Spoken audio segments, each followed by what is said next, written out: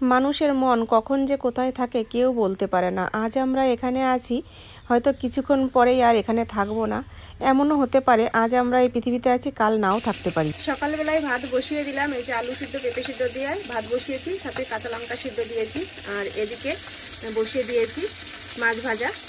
সকাল সকাল বেরোতে হবে, এর জন্য তাড়াতাড়ি এই সিদ্ধ ভাত রান্না করছি, আর সাথে মাছ ভাজা থাকবে।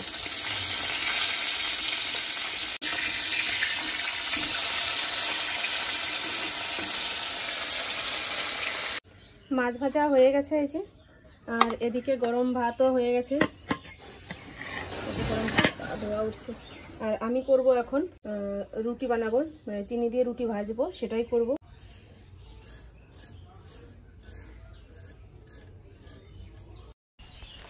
চিনি দিয়ে এভাবে রুটি ছোটোবেলায় আমার মা আমাদেরকে বানিয়ে খাওয়াতো, আমি মায়ের কাছ থেকেই শিখেছি।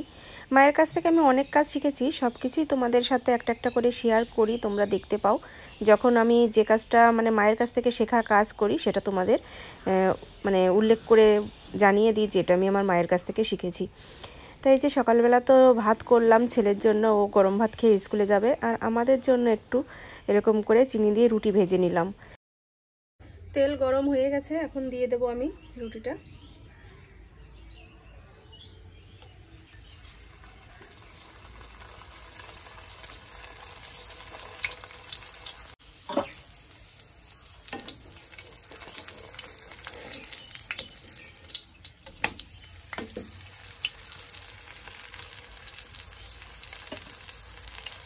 এদিকে আমার ব্রেকফাস্ট রেডি হয়ে গেছে, যে 4টে বানিয়ে নিয়েছি এরকম চিনি দিয়ে রুটি 4 জনের জন্য। তো চলো এখন ঝটপট করে আমি রেডি হব। রান্নাবাড়ি কমপ্লিট করে সব কাজকর্ম সেরে স্নান করে নিলাম, আর সকাল সকাল যেহেতু স্নান হয়ে গেছে তাই পুজোটাও দিয়ে।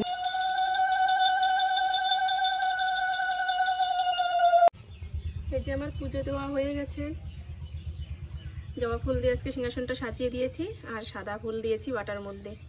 অনেকদিন পরে আজকে সাদা ফুল তুলে এনেছি। এগুলোকে কি ফুল বলে? কাঠমালতি ফুল বলে, তাই না? তোমাদের জানা থাকলে কমেন্ট করো তো, এটা কি কাঠমালতি ফুল বলে কিনা। পুজো দিয়ে এসে খাওয়া দাওয়া হয়ে গেছে, এই যে রেডি হয়ে নিয়েছি, আর ছেলেও রেডি হয়ে গেছে। এই যে চলো, টাইমও হয়ে গেছে। হ্যাঁ, এই মন্দিরটার কথাই শুনছিলাম, আমি কি বলছিলাম যে একটা শিব মন্দির আছে এদিকে কোথায়, তাহলে এইটা মনে হয় হতে পারে। ওই আগের দিন জিজ্ঞাসা করছিল একটা, শিব মন্দির। এই যে আমরা হাঁটতে বেরিয়েছি, এদিককার রাস্তা বাড়িঘরগুলো একটু দেখে নিচ্ছি। আর সামনে এখানে অনুষ্ঠান হবে, এই মন্দিরটাই হয়তো। এই যে একটা মন্দির রয়েছে, ও শিবরাত্রি উপলক্ষে। না না না না, কি মন্দির এটা? গহুরাজ। গহুরাজ, দাঁড়াও।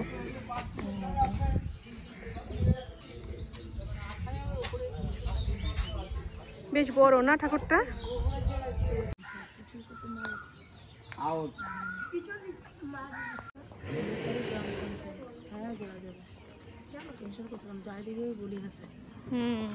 এই তো সামনে, বেশি দূর না। দেখো আমরা হাঁটতে হাঁটতে ছোট্ট একটা পার্কে চলে আসলাম, কিন্তু গাছপালা গাছপালা। হ্যাঁ, আগের দিন তুমি জানো না, সে কি বিপদে পড়ে গেছে। এখন আর চাদর নেওয়া লাগে না তো, না তো বাড়িতে থেকে ভালো একটু ঠান্ডা ঠান্ডা লাগছিল। এই যে সামনের দিকে আসবে, যা দোলকে আমরা বাইরে দাঁড়াই।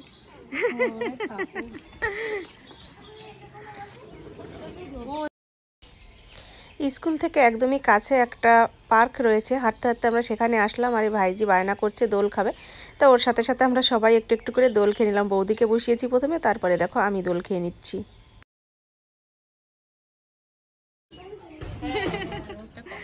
বৌদি দেখো গেটের বাইরেই দাঁড়িয়ে রয়েছে, এই যাচ্ছে। বেশ বিকেলবেলা এখানে ওই বাচ্চারা এসে খেলাধুলা করে, তার জন্য ঠিক আছে। আমি আর আমার এই যে ভাইজি দুজনে মিলে দোল খাচ্ছি।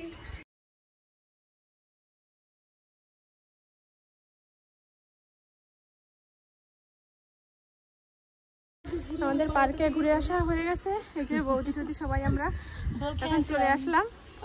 পার্ক থেকে দোল খেয়ে আসলাম, ভালোই মজা হলো। ওর জন্য ঠিক আছে এটা, তাই না? ওর জন্য বাচ্চা আমরা ওই যে পার্কে থেকে ঘুরে আসলাম। একদমই কাছে, এখান থেকে দেখা যায়। এখানে এই যে এক দাদা আমাদের জন্য দেখো চায়ের ব্যবস্থা করেছে, আর এই যে সবার হাতে হাতে বিস্কিট দিয়ে দিচ্ছে, আমাকেও দিয়ে দিয়েছে, আর এদিকেও এই যে সবাই খাচ্ছে।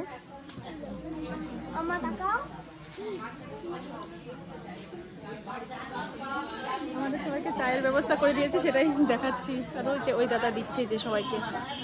চলো খেয়ে নিই।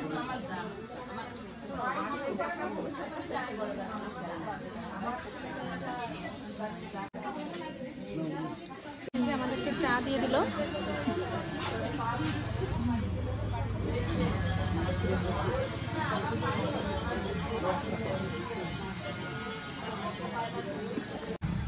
এই যে ছেলের পরীক্ষা হয়ে গেছে, আর আমরা যে বেরিয়ে পড়েছি, হেঁটে হেঁটেই যাচ্ছি এখান দিয়ে বাস স্ট্যান্ডে গিয়ে তারপরে বাসে উঠবো।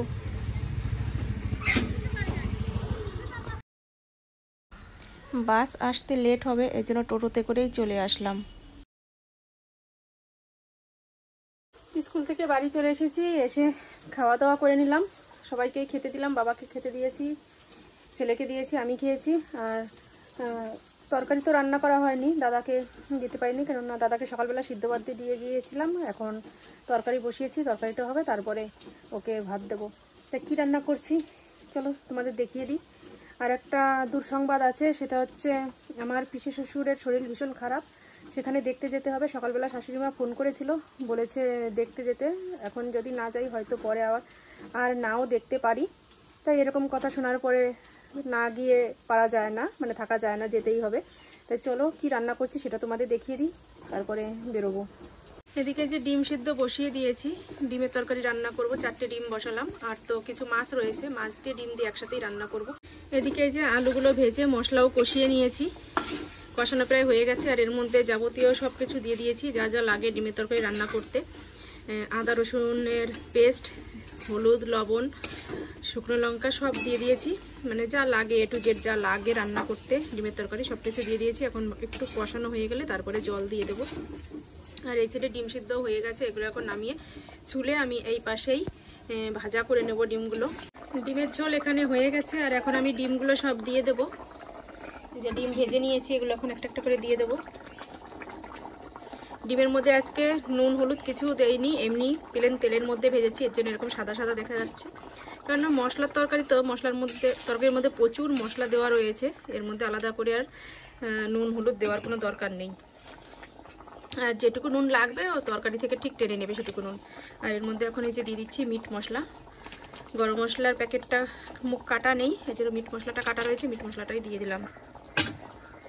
কেমন হবে জানি না, তাড়াতাড়ি করে রান্না করছি। সবার তো খাওয়া হয়ে গেছে, দাদাকে এখনও দেইনি, ওকে দেবো। ও তো সকালবেলা খেয়েছে, অসুবিধা নেই, তবুও খারাপ লাগে। যাই হোক, এই হচ্ছে ফাইনাল তরকারিটা। নামিয়ে তোমাদের আর মানে সেভাবে দেখানো হবে না, তাই এখনই দেখিয়ে দিলাম। কেমন হয়েছে তোমরা কমেন্ট করে জানিও। ব্যস্ততার জন্য মাথা থেকেই আউট হয়ে গেছে যে মাছ দেবো, এর মধ্যে আবার আসলাম। দেখো মাছগুলো দিয়ে দিই, ডিম আর মাছ একসাথেই রান্না হবে এক তরকারির মধ্যে।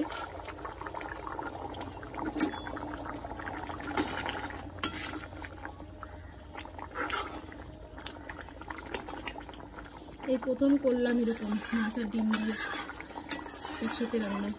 এই জামা কাপড়গুলো সকালবেলা সব রোদ্রে নেড়ে দিয়ে গেছিলাম, এখন এই যে তুলে নিয়ে আসলাম, কেননা এগুলো শুকিয়ে গেছে। এখন ঘরে না রাখলে রাত্রে ঠান্ডা হয়ে যাবে আবার। এই যে সব তুলে নিয়ে আসলাম। তো চলো এখন রেডি হয়ে নিই, কী করবো বুঝতে পারছি না, বুঝেছো? তো চলো তাতে রেডি হয়ে তারপরে আবার আসছি তোমাদের সামনে। রেডি হয়ে নিয়েছি এই যে, তো চলো যাই, গিয়ে দেখে আসি কেমন কি পরিস্থিতি, কেননা জানি না তো কেমন। শাশুড়িমা যেভাবে বলেছে আমার তো ভয় লেগে গেছে, পুরো ভয় পেয়ে গেছি। কি অবস্থা দেখে আসি।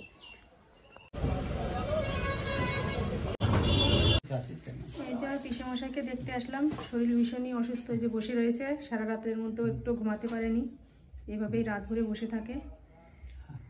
এই যে এসেছি, আর এই যে আমার শাশুড়ি মা রয়েছে, আর এই যে আমাদের পুচকে।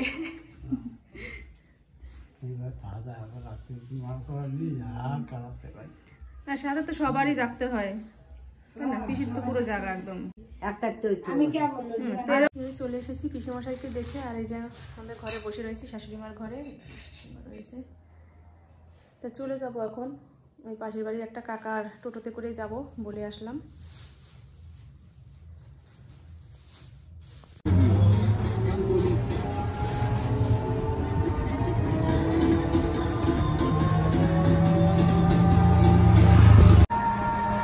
হ্যাঁ এই তো ওই যে বাড়ি চলে যাচ্ছি, আমার গাড়িতে বসেছি, আমাকে ভিডিও করার জন্য ফ্ল্যাগ চালিয়ে দিয়েছে। ঠিক আছে চলো বাড়ি যাই, বাড়ি গিয়ে কথা হবে। বাড়ি চলে আসলাম পিসেমশাইকে দেখে, আর ওই বাড়িতে বসে শাশুড়িমা বারবার বলছিল খাওয়ার কথা, তাই কটা ভাত খেয়ে আসলাম, না খেলে আবার মনে কষ্ট পাবে, তাই খাওয়া দাওয়া করেছি। এখন এই যে শাড়িটা চেঞ্জ করব, আর দেখা যাক বাড়িতেও কিছু একটা করতে হবে। রুটি বানাবো, ডিমের তরকারি তো রান্না করে রেখে গিয়েছিলাম, এখন রুটি বানাবো, তাহলে রাত্রে সবার খাওয়া দাওয়া। ভিডিওটা আর বেশি কন্টিনিউ করব না, এখানেই শেষ করছি। সেই সকালবেলা শুরু করেছি, অনেকটা ক্লান্ত হয়ে গেছি সকালে স্কুলে, এখন আবার ওই বাড়ি থেকে আসলাম। আজকের মতো এ পর্যন্তই। তোমরা ভালো থেকো, সুস্থ থেকো, আর আমার চ্যানেলটি সাবস্ক্রাইব করে দিয়ে আমার পাশে থেকো। কেমন লাগলো আজকের ভিডিও কমেন্ট করে জানিও, ভালো লাগলে একটা লাইক করো। চলো আজকের মতো টাটা।